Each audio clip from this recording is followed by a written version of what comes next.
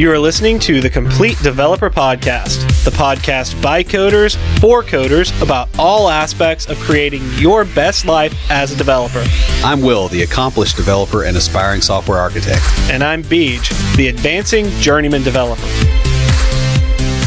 Complete Developer Podcast is supported by listeners like you. We are now on Patreon at www.patreon.com/Complete Developer Podcast. Happy second anniversary! We've got something really exciting to announce. This week, we've brought back a few of our friends that are starting something really new and exciting. Erin, Dave, and Jason have some really exciting stuff going on that they're going to tell us about, and we're going to spend the episode talking about it. But before we get started, Will, what have you been fighting this week? I am in SQL Trace purgatory right now. We have an app that's about to come out, and I thought, maybe I ought to look at, what it's actually doing under the hood, what kind of SQL calls it's doing, make sure it'll stand up under load. And you know how sometimes you turn over rocks and you find a snake? Yeah, I found like a whole nest of problems. Nothing's, real bad, like actually killing performance, but just stuff that's happening on every single web request multiple times, and they're database calls that are complex. So I'm going through and fixing those things. And I don't know if you've ever done this with Entity Framework, we have a Selenium test script that runs all this stuff and tries to smoke test the app. And so I start a SQL trace, I let it do its thing, and then I stop the SQL trace, and then I dump that to a table and I query it and try to find the worst offenders and then try to find the link code that caused that. Yeah. And that's what I've been doing for a week. Oh man, we've got an app that was supposed to have gone into production a couple of weeks ago, but we're doing a bunch of new services and having to do all that sort of stuff too. It's painful. Yeah, but yeah, that's basically it. That and having been sick a lot. Oh yeah, we didn't record on Monday because you were sick. So Erin, how about you?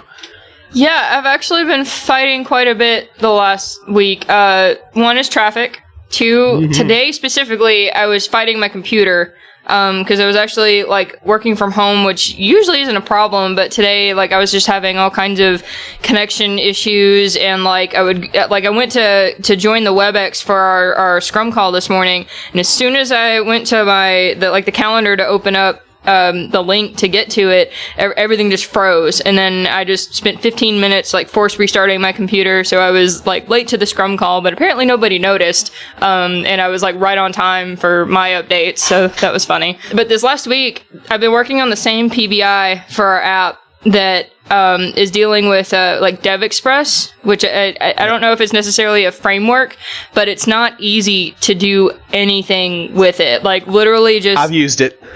Do you agree? It's not. Yes. It's not easy to do anything with it. Some of my favorite shows give it away for free.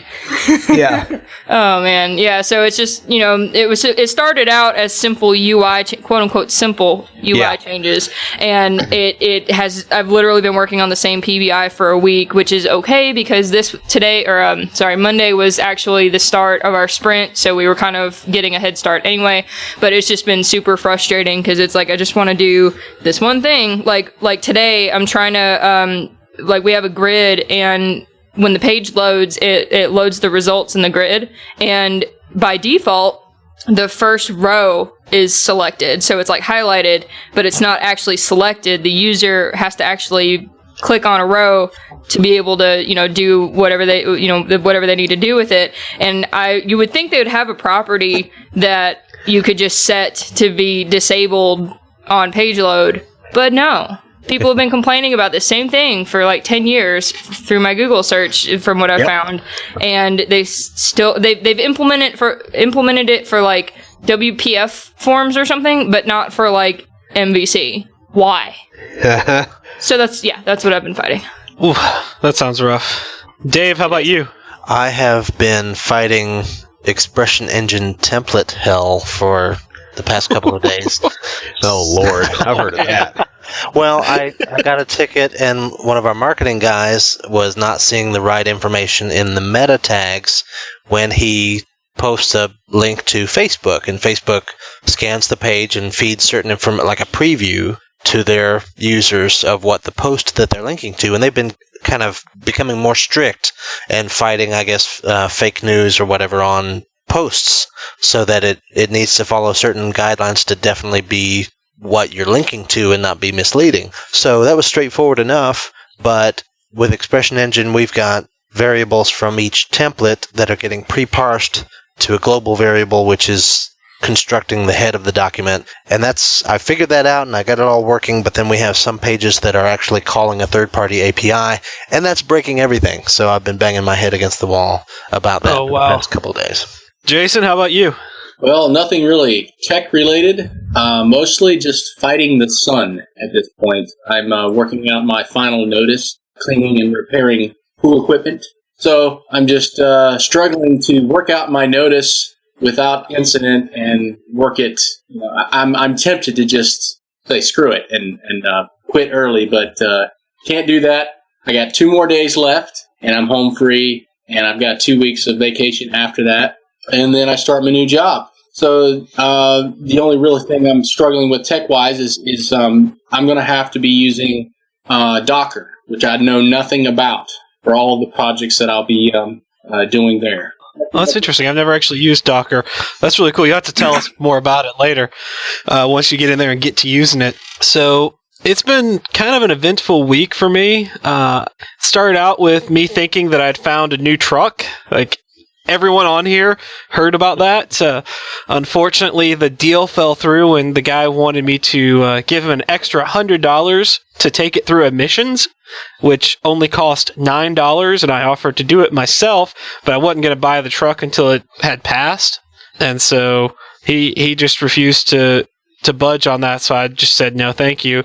Then a little bit later, I noticed that he'd reposted it on Craigslist with the emissions report. I'm like, really, dude?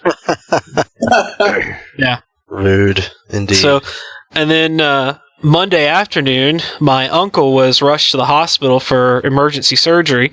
I won't go into the gory details, but he's still at the hospital recovering. I got to visit with him after the surgery, and I'm going to be going back tomorrow. My mom told me that he was sitting up talking and asking how long he has to stay in bed today, so that's pretty good.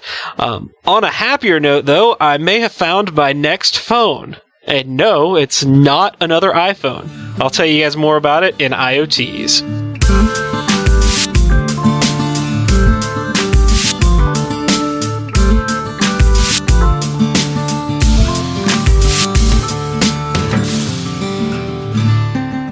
This week for IoTs, I have an interesting product, the Asus ZenFone AR. That's right, the company that made my new laptop, which we still need to name it, have produced an Android phone. It is Tango enabled and ready to use Daydream. Tango is Google's augmented reality platform that allows the phone to track motion and understand space like humans do. Daydream is their immersive virtual reality platform. The phone has 3 rear cameras, 1 for motion tracking, 1 for depth sensing with an infrared projector, and 1 that is a 23 megapixel camera. It's not exactly Internet of Things, but can be used as a tool for working with them. I'm kind of looking forward to seeing what they come out for on this new phone. There'll be a link to it in the show notes. Hey, Will, who's talking to us this week? Well, before we get to the comment, we have a shout out and congratulations to Michael, whose comment we read on the Getting a Job episode several weeks back. He wrote to us and said, I had a job interview for junior developer in C#. In the technical part of the interview, from 20 questions, about 3 of them I was able to answer thanks to information provided in your podcast. Thanks, CDP, because starting today, I'm a junior C# developer, and it is partly to your merit. Hey, Michael, we're so happy to hear about your success. It's your merit that got you there. We just sort of supplied some of the tools. Guys, if you've got a success story, we'd love to hear about it and mention you on the show. Send us an email or join our new Slack channel, Complete Dev Network, and tell us about it in the #win section. We also got an email from Jennifer. It says, hey guys, I've been listening to your podcast for a month or so now and have listened to a number of old pods too and wanted to say thank you for doing this. Just a little bit of background about me. I graduated college with a bachelor's degree in mathematics May 2016. While I was in college, I spent 2 years working in an IT department as an intern, working mostly with SQL and a little bit with C#. And senior year, I applied to a handful of jobs, got one interview and got the job, and was so excited I didn't shop around very much after that. The job is with a boutique consulting company that primarily uses Pega systems in their consulting business. It started with 6 months of training, so within 7 months of being at the company, I had 4 certifications, which I thought was very cool. Lots of preparation before going into the field as a developer. However, since finishing training, I spent 3 months on the bench, and then for the last several months, I have been doing documentation, basically acting as a secretary/BA. Not my ideal situation. My bosses are great, and I've been able to talk to them about the fact that this is not what I want to be doing. However, whenever I do, they explain it's just where the company is right now because we don't have any developer positions in need of being filled. So I've been at this company for a year now and have not really gained a lot of experience, which I'm finding to be frustrating. So I'm looking to move on. And I also have not enjoyed the limited experiences I've had with Pega versus my experiences writing code. So I think I want to move outside of the Pega space and move into the .NET arena. As I'm currently looking for a job, the last few pods have been great and relevant. So getting to my question, my sister works at a company that has .NET developers. However, I'm not qualified enough at this point. She told her boss about me and my situation, and her boss now wants to interview me for a project management position. After listening to your podcast about building a resume, you mentioned getting your foot in the door at a company and then moving around from there. I'm concerned about the prospect of this pigeonholing me, and I was wondering if you guys think if I want to be a developer, if it would be a bad way to get my foot in the door to take a position as a project manager. I also know you mentioned in another podcast technology that is similar to the Pega technology, and that Pega is a software aimed more towards business users, and they market themselves as the way to get around your IT department. If I remember correctly, you mentioned you think that is the way programming is heading. So I was wondering if you think it is bad to get out of this technology, given that it seems to be the way technology is going. I'm not sure if this is going to be worth mentioning on the show, but if you did read this, I want to thank you for giving me some of your time. Does anybody want to answer that one? So, Jennifer, it's definitely worth mentioning on the show.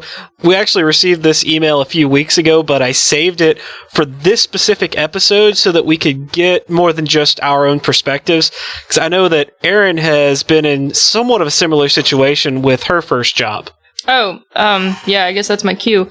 I guess there are some similarities. I'd never heard of Pega systems before this, and so I actually took a moment to Google it, and it says it's the Salesforce alternative, and they have a thing on their website where it says customer retention, personalized, not creepy, which I thought was kind of funny. I was just trying to figure out what it was, but yeah, I'd never heard of it before. So I think it's a good idea because she seems to be very passionate about. Are we talking directly to her, or are we? Let's just talk about it. Yeah, that's what we do. So this is a project management position, kind of a PMP kind of thing. Sure. And like my wife is not in tech, but she's going through project management training. And I told her that if she could easily, if she knows like the terminology and she can learn it from me. She knows the terminology. She can, project manage, a group of developers. You don't need to know how to program. Is that true? In all honesty? Yeah, I mean that doesn't seem like what she wants to do though. She sounds like she wants to actually be in the programming and build things. Yeah, she sounds like she wants to be in the thick of it. Yeah. So, and I mean I think you have to have like a specific kind of skills and specific kind of personality, in order to manage projects, essentially. Well, especially developers. So right, if exactly. You're back on a project, and what I mean by that is you got a bird's eye view of something. You're not concerned with the details. So she may be very, very frustrated in the fact that she'll never get to code. Yeah. So right. I do want to make a clarification. A project manager does not manage the developers. They manage the project. I'm actually taking training right now that I thought was about software configuration and change, and it is actually about SCM and like the BA and QA processes and how like that stuff. It was a bit frustrating. Well, if it's a larger company, that's true. If it's a smaller company, oftentimes your project manager is your direct, because that's kind of what I've been dealing with where I work for the last 5 or 6 jobs. It's not not a big enough company where those roles are separated. I mean, I know technically from the PMP perspective, it's supposed to be separated, but so it's kind of hard to be sure on that. But I think the big thing here is that she really sounds like she wants to get into development. Right. I don't think it would be a good idea to push her towards a role that seems to get people further away from development if that's not the direction she wants to go. Right. I would agree with that. I think it's important for her if that's really what she wants to do, to stick with that and to voice that in interviews and to people, because like nobody is going to take. Nobody should take control of your career but you. Like, right. And the companies you interview with, the people you talk to, like, they're not going to know what your interests, what your goals are, and, that type of thing.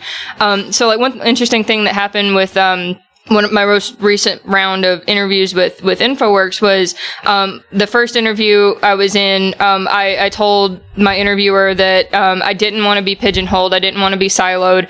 I thought maybe I would have more of an interest in I don't know, like data science or business analytics or project management. In a couple years or so, but wanted to get a firm grasp and foundation in the development first. And so the project they were originally going to put me on, they ended up shifting that based on what I said, those things that I said in my interview. And so I ended up coming back, I guess it was technically my fourth interview, because they actually took into account my interests and my career goals. And there, but if you and I know starting out too, like especially in your first job or two, voicing that and having the confidence to say that kind of thing is hard because, you just want to say the right thing so that you'll be able to get the job. But, I think it's really important to stick to what you're interested in and make sure someone that once, people know. It was actually recently someone told me that, if you're going to get into web development, know exactly what your interests are, because if you go in as like a front-end person, you're probably not going to go from front to back. Meaning, you're not going to be a back-end developer eventually. They're going to pigeonhole you into a front-end developer role. So if you want to be a back-end developer, you need to, focus yourself there, or if you want to be DevOps, focus yourself there. But there's not as much crossover as you might think. This was told to me by a friend of mine, a Georgia Tech graduate. He's now an entrepreneur running his own business, but he worked for Microsoft, and he just told me flat out, like, if you think you need to find out what you're interested in, and you need to pursue that, because they're going to put you in a like I said, in a pigeonhole, and they're going to keep you there. And I think he's coming from a larger organization kind of perspective. Yeah, I was going to say, I think that's more of a larger organization thing. I mean, even though Dave and I both work for the state, we like our dev shop in our department is not that large. We have about 6 or 7 developers, and they're wanting us to cross-train so that we can all be full-stack developers. And I think in a smaller shop or in even a mid-sized shop, you're going to get more of that, hey, we want you to be able to do everything so that if the back-end developer you're working with is out sick and we've got something that needs to be fixed, the code well enough to jump in there and work on it. Okay, I'm sorry. I agree. And I would agree with that as well, but of course, getting that first job, like, you've got to show that you can quickly get to a level of value, and then you can kind of broaden out. So I think that's kind of what the problem is there. And it's so hard to know when you're first starting out, because you want to learn about everything. Like I want to learn front end, I want to learn back end, I want to learn DevOps. Like I want to learn all the things, and it's hard to know, like, right off what you're going to be interested in and what you won't be. And that's something that I was going to say as well, because it sounded like our caller was kind of writing herself out, that she said, I'm not really qualified to do this yet, but she does have some background, and so I would say that she's going to be the best judge of her abilities. But from my experience coming, transitioning into software development as a self-taught guy, I didn't really know where the bar was set, and it's going to be different everywhere you go. And if they're willing to sit down and talk to you about it, don't listen to that imposter syndrome voice in your ear. Give it a shot. Absolutely, give it a shot. Maybe your skills will translate better than you think. Am I correct in remembering that she had a mathematics degree? Okay, so if she has a mathematics degree, right off the bat, ahead of me and a lot of other developers, I mean, if you're capable of getting that mathematics degree, then you're capable of learning pretty quickly anything that they throw at you. So I think that she needs to have more confidence in her abilities just from that. I would agree. Yeah. Now, I will say this. Where Dave and I work, we've had a couple of people that started out as web admins. It's actually what Dave does, if he doesn't mind me mentioning it. But they started off as web admins to get their foot in the door and have moved on to other positions. One of them is a junior developer. One of them wanted to go into QA, and now she's a QA. That's actually the person that Dave replaced her. But that said, a web admin, it is an entry-level position. It is a position designed for you to get your foot in the door, show your worth, and then the company goes, oh, hey, we have an opening over here for this position that is closer to what you want to do, or that is exactly what you want to do. I know that's what happened with one of our junior developers. She started as a web admin, and they're like, oh, you have a degree in computer science, you've got all this, we're just going to have you doing this junior dev job until a position opens up. And when one did, she applied and got it. That said, I also understand what you guys are saying about not wanting to get pigeonholed into something. I'm not sure how well project manager will translate into a developer position, because web admin, you're still going in there and you're working with the HTML and CSS, and Dave, you can correct me if I'm like way off on this stuff, but you're still doing a little bit of coding. Whereas a project manager, you're not touching the code at all. You're not seeing the code at all. To get any experience developing, you're going to have to do that on the side. I think it's going to be frustrating for her. I will be the devil's advocate. I will say that if you have a coding background or a little bit of a appreciation for what's going on, you will be the best friend of the developers on your team. I hear the complaint all the time that my project manager doesn't, or my BA doesn't really get what I do. Mm-hmm. And so if you are able to speak to that and integrate that into what you're doing, I think you will develop a great relationship with those developers. But it sounds like it goes the other way, and so having the development experience first, and then getting into more of a project manager position rather than the other way around. Well, and I'm sorry, I thought she was doing some development and I'm not familiar with Pegasystems. Pegasystems. I'm not familiar with that at all. It's apparently like from like what Erin said, it's like Salesforce. I would relate it to maybe like using WordPress, but not being a PHP developer. Okay. To put it in web terms. I don't know. To make it webbish. Webbish. Yeah, there we go. We'll make it webbish. But this is an interesting discussion on this one comment. Jennifer, I just want to say thanks so much for the comment. Send us an email to neckbeards@completedeveloperpodcast.com with your contact information, because we've got a Complete Developer water bottle just for you. And before we stop talking about this and move on, guys, can we come to the consensus? It seems like everybody's on this page too, that it really matters what you want to do. If you want to be a developer, if that is like your blinders down goal is, I want to be a developer, then I would hold out for the developer position. Yeah, I would too, but the other thing I would do is try to see what kind of integration points you can get with Pega, and actually write code to work against that system based on the knowledge you already have, but programmatically accessing it, because that will make you part of a small niche of developers. That's true. Coming out the gate, and that might give you some leverage, either integrating with that or integrating with other CRM systems, and everybody and their mother's having to do that. Mm-hmm. The other thing I would say is, if you're interested in .NET, pretty much all of us here are .NET developers. So I gotta say, I really like working in .NET. There's other things out there that I think would be interesting to try. Right now, I'm focused on learning the system I'm in as a junior developer. I know Will's tried a bunch of other things too, but what I'm getting at, I guess, is also... It's not a bad space to get into. Yeah, it's not a bad space to get into, and there's a lot of jobs in .NET, and you can go out and build stuff that isn't for a job or isn't for anything else. Just learn, like what I did. I built a calculator. Oh, Lord. Here we go. Will go on and on about how much he hated that calculator. But then I decided I wanted to get into web, and so I built a blog, like a blogging engine with MVC. Not because the world needed another blogging engine, but because I needed to learn MVC, and it was something I wanted to do and it was a tutorial I found that was really helpful.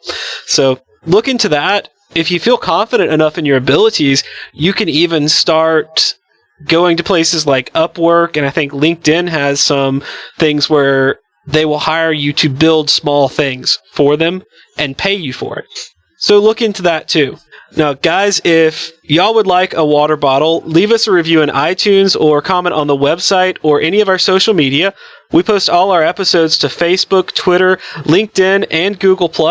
We're also on Path and Tumblr, and as I mentioned earlier in the episode, we now have a Slack channel, Complete Dev Network, that you can join and chat directly with us. We'll have a link on our main page with how you can sign up for that Slack channel. Do you want to come out and meet us and possibly hear Will talk about why your DBA hates your ORM? Come down to Huntsville, Alabama for DevSpace Conference. It's North Alabama's premier polyglot technology conference. And in addition to Will, you'll be able to hear talks on .NET, JavaScript, C++, and a lot more. DevSpace is October 13th and 14th this year. Tickets are on sale now, and to get a 10% discount, use the code COMPLETEDEV or follow the link in the show notes. Again, that's DevSpace in Huntsville, Alabama on October 13th and 14th, and you can come down, meet me and Will, and possibly Erin, Dave, or Jason. And I can't say enough about conferences. I have been volunteering at local conferences for 2 years and really just have made some incredible connections through doing that. And if you're trying to get into a career, this is a career, I think this is a great way to go. Totally agree. Agreed. Yeah, I agree with that. Yep. So, getting into the meat of the episode. You mean the fun stuff? Yeah, the fun stuff. This episode marks 2 years of podcasting for Will and myself. Woo! To celebrate, thank you. To celebrate, we've brought some of our friends on the show to discuss something interesting and exciting that they're starting. Yeah, I think we've kind of waited long enough. Let's make the big announcement now. Who wants to do it? I'll do it. Of course you would. Everyone's thinking, but Yeah, we know you. So yeah, me, Dave, and Jason are starting up a new podcast that's kind of a child podcast of Complete Developer, and it's called Junior Developer Toolbox. It's essentially to try and help junior developers kind of find their way in this, kind of new, or not new, but emerging market, because it can be hard to break into. There's several different ways you can go about it. And so we're just here to kind of share our insight as, new junior developers. We all three discussed this, that we want to reveal the good and the bad and the ugly about the whole process, because there's a whole lot of hype around the nitty-gritty getting these jobs, but what they don't tell you is how incredibly hard it is in the beginning. And people give up because they don't know what they're expecting, what they're supposed to expect. And I faced this, and I faced a lot of, I'll just say it straight up. I got depressed for a long time, and I almost gave up several times, because coming from a background that I come from with construction and whatnot, people look at you with this, what are we supposed to do with you kind of look, They don't take you seriously at all, especially if you don't have a degree of any kind, which I don't. So I have no bachelor's degree to fall back on. And there's going to be plenty of people out there that are just like that, just the working class people that have, either gotten tired, burnt out of their jobs, or just want something better for their family. They're going to face some real challenges, getting that first job, especially. And I think most of the examples that we are given in podcasts, the internet, and whatnot, come from people of other disciplines that are professional, right? They go from there's examples of lawyers turning into developers, or just whatever professional turning into another type of professional. But what doesn't get talked about a whole lot is going from blue collar to white collar specifically. And I feel like we should focus a lot on the underdogs. Yeah, and I think we each kind of bring a unique kind of entrance into this industry and a kind of story to tell that's not the conventional, went to school, got a job. And there is, although it's becoming more common to make that transition with things like boot camps that are becoming popular.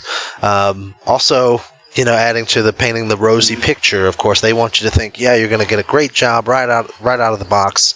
But we can tell you it's definitely a different story applying for these jobs without a lot of professional experience to show. So if you're self-taught or went to a boot camp or some kind of unconventional education, heck, even with a degree in computer science, without that, there's that hurdle of you've got no experience landing that first job that presents some unique challenges. And how do you convince people that you know what you're talking about and you can build things that are useful? So I think we each kind of have a different perspective on that. Aren't you always saying that the computer science degree ain't all that? Can you speak to that? Like, coming out of science, For one thing, a lot of the people that come out of a computer science degree, and to a lesser extent, some people that come out of code camps too.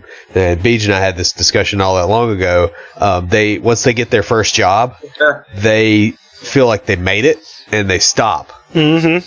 And that that's not a good place to be. The other thing is a computer science degree. Computer science is not programming, and a lot of computer scientists don't understand that either. I would agree to that, and I can speak to it because we have one developer at where I work, or well, Dave works too, that when she started out, it was her very first job out of school with a degree in computer science, and she was green. She didn't know a lot of the coding, but she knew the computer science and knew how to learn it, and she's really good. She does a great job, but at first, nobody could tell if she was going to be a great developer or a terrible one. And I think that's the case for a lot of people coming out of school, is because they come out with the knowledge to be able to, it's the knowledge and the setup to learn to code, but not the coding experience. I've heard of several people that get a computer science degree and then go to a boot camp to learn the actual specifics of coding. Yeah, I was about to say that's kind of where one of the divisions is that one of the things that I've heard is that computer science degree, people who go through that learn more of, I guess, the theory, and then going through a boot camp actually gives you more practical application in building web apps or applications or websites, and so that's a division. Yeah, the way I try to explain it to people is that if you come out with a computer science degree, I guess the best way to put it would be that you think of writing a program as being a movie choreographed sword fight, whereas in reality it's a drunken knife fight on ice. And they come out and they go, okay, everything's going to be laid out. Every problem's going to be solvable. There's not going to be interruptions. There's not going to be other people interacting with my code. There's not going to be technical debt. There's not going to be funky database stuff. There's not going to be flaky networks. There's not going to be stupid users. And you got to think about it. Like in a movie choreographed sword fight, it's like, oh, everything's perfect. This other guy's not going to, do something unexpected. I'm not going to trip. It's not going to be dark. I'm, not going to be in the mud or whatever. And what it really is no, it's a dirty drunken knife fight on the ice behind a bar. It's just all the things that can go wrong. You're usually not prepared for by a computer science degree. So, flaky network connections, other people, unrealistic deadlines, selling things that can't be done. None of that stuff happens in a computer science degree program. Whereas somebody coming in from the outside, they don't have that filter on that those things don't happen, and so they're more able to adjust. Yeah, that really does sort of get a good explanation going there. So, kind of moving along, we want you to tell us a little bit about the show, and we've been talking about some of the things that you're going to focus on with the show. Will you guys have guests every episode? We definitely want to feature some guests that, to keep things fresh and not just be listening to the same voices every week. We have, I think it's fair to say, we've recently done a live recording with a panel that's going to substantiate most of the first episode, where we are going into the community and meeting people and bringing in some voices to talk about junior developers and this role and how to get into the job. But we want to kind of vary it up a little bit and touch on some different topics. We've discussed interviewing recruiters and talking about different issues that affect the workplace and different companies that may be involved. So I'm hoping to really have some interesting different topics and guests to keep things interesting. Right, but not every episode. Maybe every episode might be pretty tricky. There are enough interview podcasts out there. We could probably do it once or twice a month. Well, yeah, depending on what the recording schedule or the release schedule is going to end up being. There's a lot of things still being finalized. Yeah.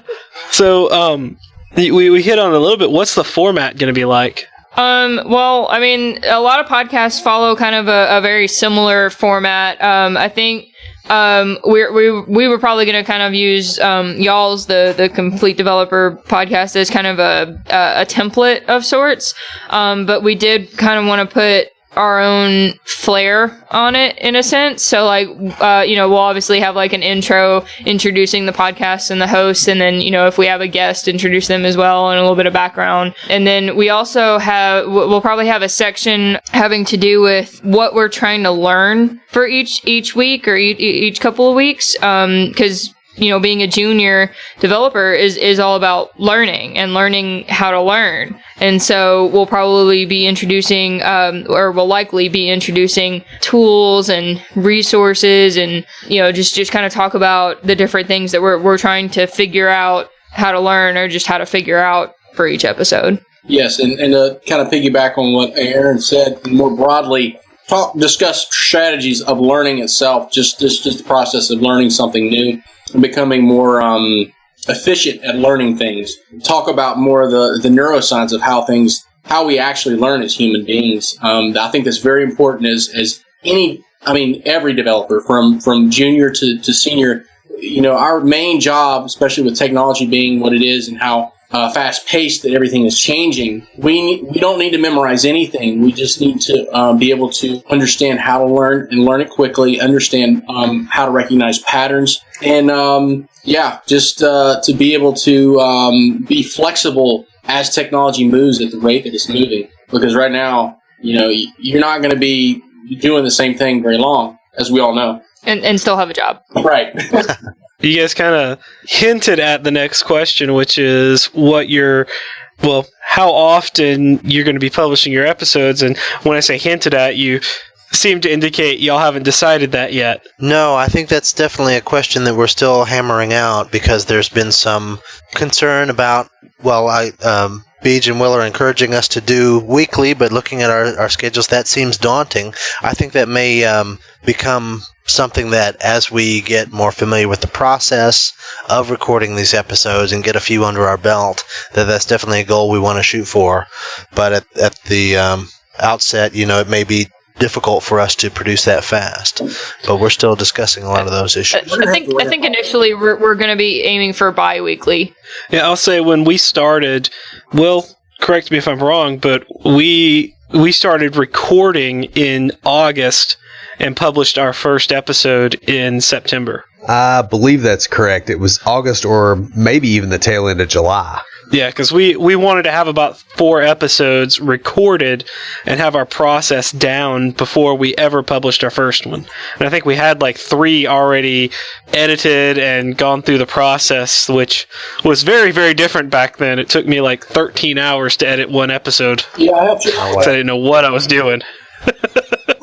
Helped you out with that little process, didn't I? Oh, yeah. Jason, he got me some... Well, he pointed me to some better software, which, by the way, I actually bought the license to a while back, so we actually have a small business license for it. But he also kind of guided me along. You guys can probably go back and listen to our old episodes and hear the difference between before Jason and then the episode that he helped me out the first time onwards sounds 100 times better. Like night and day? Yes, exactly. Well, we could hear the server room fans before, and you could barely hear your voices over top of that. There's a thing called signal to noise ratio, and the noise ratio, it was just horrendous because the noise was almost as loud as your voices. And you were using that was actually my desktop computer.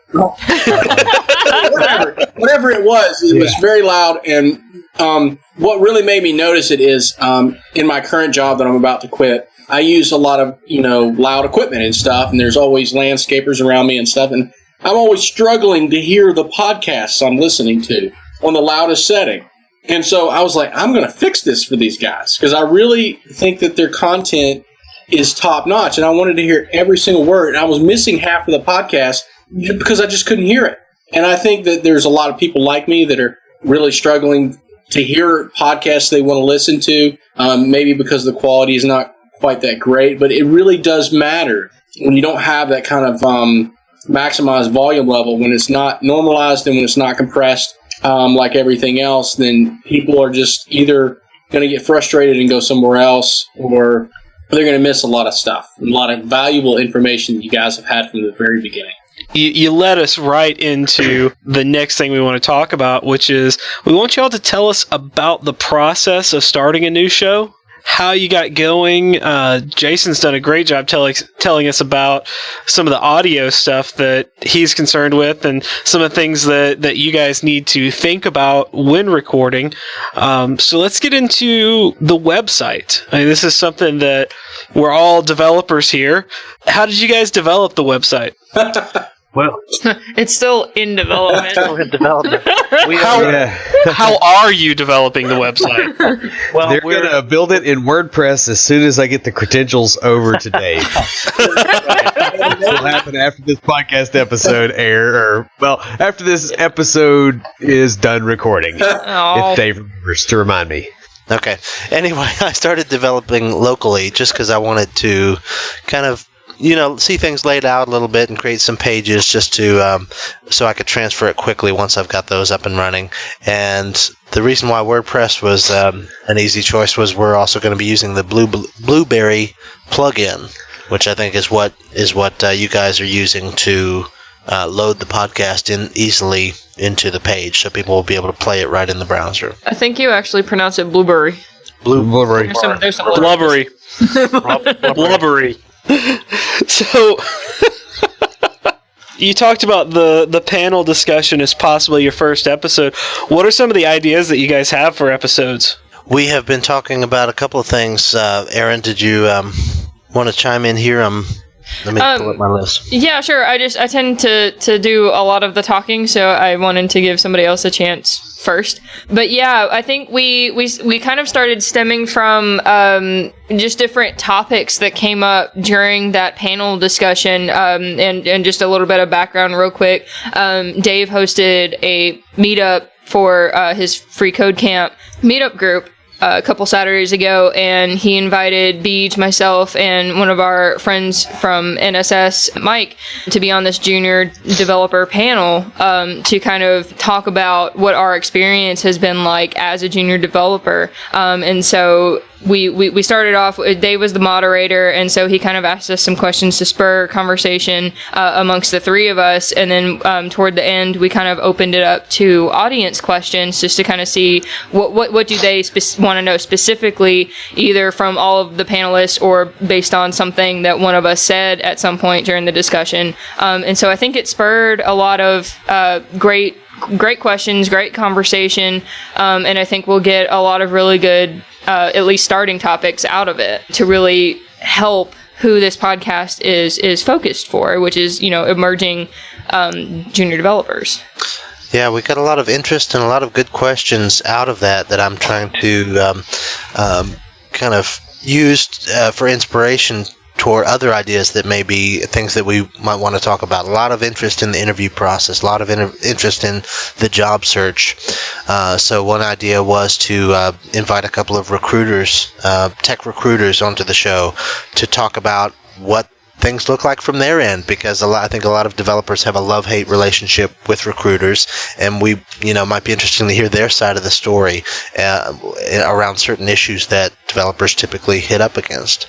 And I think that's an important conversation to be had too, because I know personally through my own experience and with things I see posted through LinkedIn or just hear from fellow developers in the industry of just these different interactions that they have with recruiters, and then I see recruiters talking about other recruiters and their firms, and there's just it's a whole it's very difficult to navigate, not only for the candidates, but for recruiters as well, for a variety of reasons. And so I think having an episode where we kind of devote to kind of not straightening both sides of the story, but hearing both sides and starting that conversation so that both sides can work together versus just griping about one another. Yeah, I mean, definitely. And you know what? It helps to be a little humble about the fact that we're all human beings with different sets of knowledge and different wheelhouses.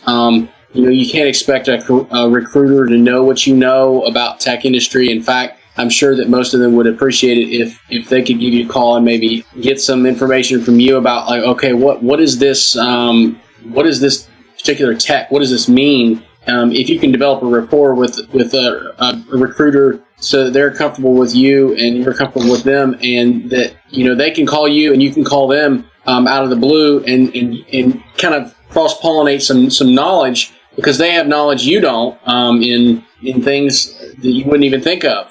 And they're not stupid people, and I think a lot of developers suffer from a little bit of arrogance on in the part of treating. And I'm guilty of this too, on the part of salespeople or recruiters and whatnot. What do they know? Look at what I can do, all the complicated things I can do with this system, when really, you know what you know, they know what they know, and you can't know everything, and neither can they. Right. I do think it's a give and take relationship, though. Right. Well, I just think like there's certain things that can be done on both sides, on both the candidate side and the recruiter side, because I know for me personally, I've had more than one of almost the exact same cookie cutter interaction from different recruiters from different or the same recruiting firms, that one of the main complaints is like they'll be reaching out to me about a senior developer position, and then I'm sure you guys have had the same experience. Many of my friends and people I know are in the same, hear the same kind of spiel, and it's like, did you even read my resume? Like, if you did, you would see that I have less, about a year of experience and am nowhere near the level of senior developer. Even though I would love to get paid what they get paid, I'm just not there yet. It's not realistic. It's like you just typed in a keyword search, my resume popped up, and you called me because you had to get X amount of contacts in for that day. And so I think it kind of goes back to like part of the system, and like Will likes to say, the interview process is broken, the parts of the recruiting system are broken, but these conversations need to be had in a diplomatic way isn't the right term, but in such a way that both sides don't need to get heated, but so that actual change can come out of these conversations. Well, I think, Erin, a lot of it has to do with the fact that they see thousands of resumes every day, and their memory's just not big enough in order to remember all of it. And maybe it's they're not organized. Maybe they're just brand new, and I think that's a lot of it. It's just right. It's a lot. Yeah. It's a lot to deal with. They've got a lot of people they're dealing with. They can't possibly remember everyone. And if you're not well organized and you don't make notes about everyone you talk to, which I think the good ones keep a running, list of notes, and they make notes under each person's name. At least that's what I would do if I was a recruiter. I would make sure that I noted what I talked to each person about, what we talked about, what jobs we talked about, yada, yada, yada, so that I have that record in some kind of, Rolodex or whatever. Right, and that's kind of, I guess, a point of separation between the good recruiters and maybe the not so good recruiters is how invested in personal and professional relationships are they, or are they just in it for the short run to make a buck and don't care about sustaining those relationships for the long haul. You could say the same thing about a lot of junior developers as well. Yes. All right, That's very true. guys. So that really gets into I would say that really kind of gives us a great idea of what we have to look forward to with your show, because it sounds to me like this is going to be a really interesting kind of discussion-based show. Honest. Where Yes. where you guys are going to take a topic and have some very differing opinions and go back and forth in a friendly, polite manner, because I just heard two of you disagreeing on something, but doing it in such a way that I'm like, Okay, I would actually sit there and watch them have this conversation. It was like a friendly debate. I wouldn't call it a disagreement. I would call it I interjected, and what you said was true, and what I said was true. It just depends on the situation, right? So, but you and me, or and Dave, we're not going to end up yelling at each other and like, no, your opinion is discounted. That's totally wrong. But we can have a civilized debate and not have it turn into a heated argument based on opinions. Yeah, well, I mean, what Erin was saying is very true. I took the opposite view, just to kind of play devil's advocate. Yeah, exactly. That's what makes this interesting, and why people will hopefully want to listen to our show, is that we have some interesting chemistry, some differing backgrounds and experiences, but I think we respect each other enough to kind of hear the other out, consider different options, and talk about what the real deal that's affecting junior developers in the real world. Mm-hmm. Hopefully, I'm hoping people will respond to that. That's really good. Now, So, what do you guys expect out of your editorial process? Like, what's that going to be like with three of you? Well, I'm not real sure on the whole editorial thing. I'm going to defer to Erin and Dave on that. Jason, we were counting on you because you're an audio guru. I figured you'd be doing the mixing. If that's what you mean, the audio, like all that. Yeah, I mean, I can make it make sense. That's what you're asking. Definitely. It's just a matter of cutting it all up and putting it in a timeline in the right order, just like Beach does. Yeah. I think Dave does a really good job, or has done a really good job so far, of kind of reining the conversation in, because I think all of us are guilty of going off on tangents, or like, just having a lot to say that we want to get into one segment that will lead off into tangents of its own. But if we really need to like stay on track with things, I think Dave is pretty good about that. Thank you. Well, I think it's an interesting challenge, because we do get into some interesting conversations, and just talking with you guys, we've really delved into some good content.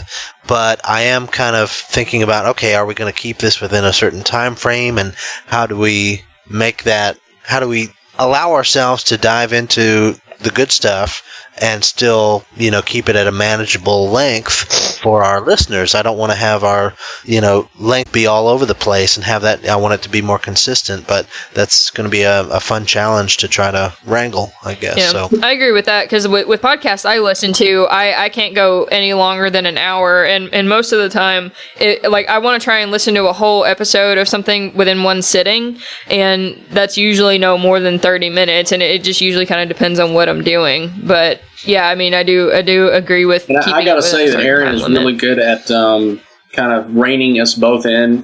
Keeping tabs on all of us and making sure we're on point with things when we're not actively doing anything. She's asking, she's making sure that we've got our ducks in a row. So she's kind of a project manager in that sense. Well, thank you for mentioning that, because that may be what I'm going for someday. you get an experience. Yeah, it's like this. I'm like a cat. I don't know if Dave's like this, but I can get sidetracked very easy and go off one tangent. Yeah. Dave's a musician, of course he's like that. Well, I've never been described as cat-like. I'm a little too clumsy for that, but herding cats. That's what I meant. But, yeah. Well, that's getting any group of developers to agree on anything. So our final questions sort of around where you guys see the show going. Like, what goals do you have? What do you want to accomplish with the show? I want junior developers to be more confident about going into this industry, and also answering the question of, do they want to go into it in the first place? There's a lot of people that think, well, this pays a lot of money, I want to go into this industry because that's what I want, because I want more money. Well, if that's why you're going, then you're probably not even get very far. This is not something you do or just decide to do one day without any planning or forethought. You need to know what you're getting yourself into, how long it's going to actually take to get there. For instance, for me, it took me almost 3 years with a full-time job.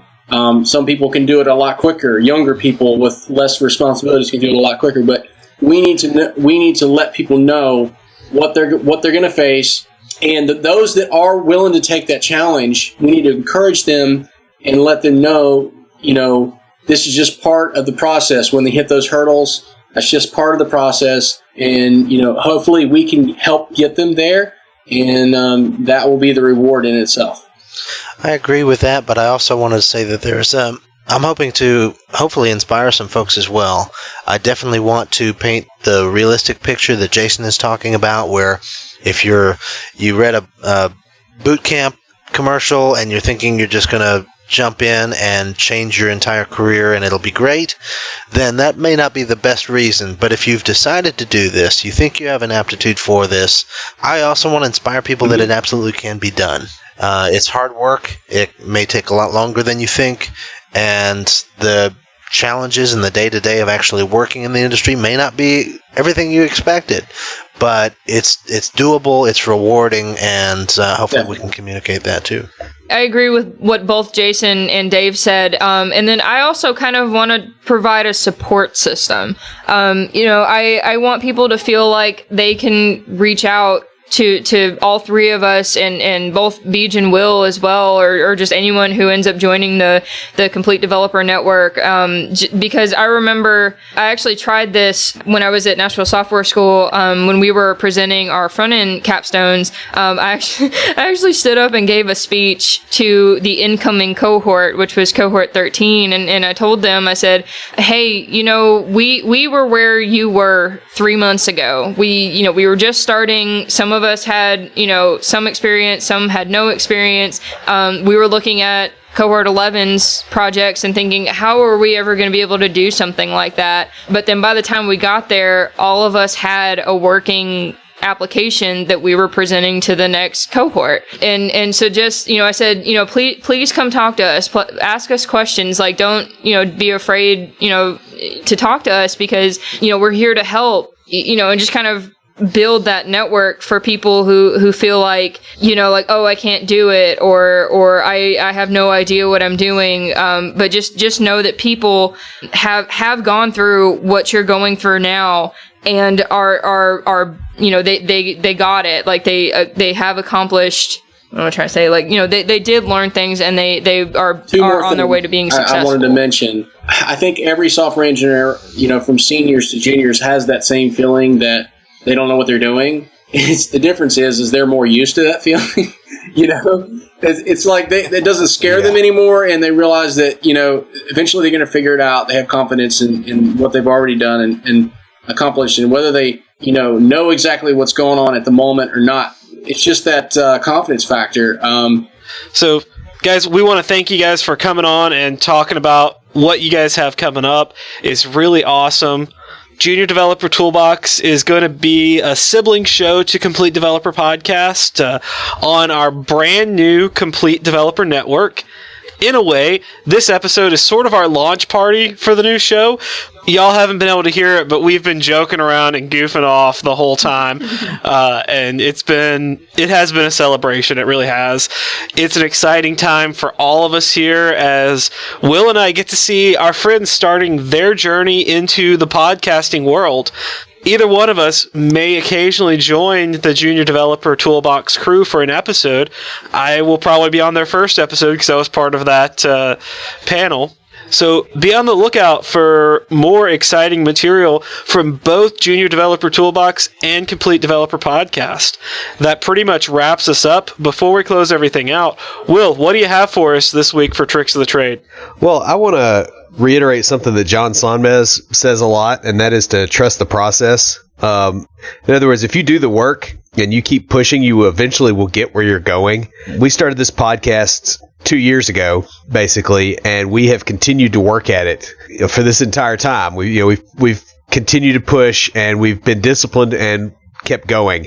And I think that's the most important part of this whole journey, both for you guys as you're starting your new venture, and for all the listeners that are trying to get into software development or trying to move their career forward. It's just you continue doing the right things on a recurring basis, and you just keep plowing forward, and eventually you will get there. That is something you need to internalize, is that the process is what makes that happen, not necessarily what other people's perception of that process is. Beej and I both have dealt with individuals that thought that we were kind of being cocky in the fact that we were running a podcast and doing all this, and that we would never get anywhere with it, and we pulled it off, and it's because of consistent work. So don't let anybody else's perception stop you. Just keep going. And that's all I've got. Stand by for Titanfall. If you have a question or comment, please email us at neckbeards@CompleteDeveloperPodcast.com. Our theme music is an excerpt from Stand By for Titanfall by Pure Bells, available on SoundCloud and licensed through Creative Commons. The intro music for IoTs is Hillbilly Hip Hop by Jason Belcher. For references, show notes, and to sign up for weekly emails with extra tips and insights, be sure to check out the website at CompleteDeveloperPodcast.com. You can also follow us on Twitter at CompleteDevPod and like our page on Facebook to keep up with news about the show. Look for us each week on Facebook Live before we record each episode. Thanks for listening. See you next time.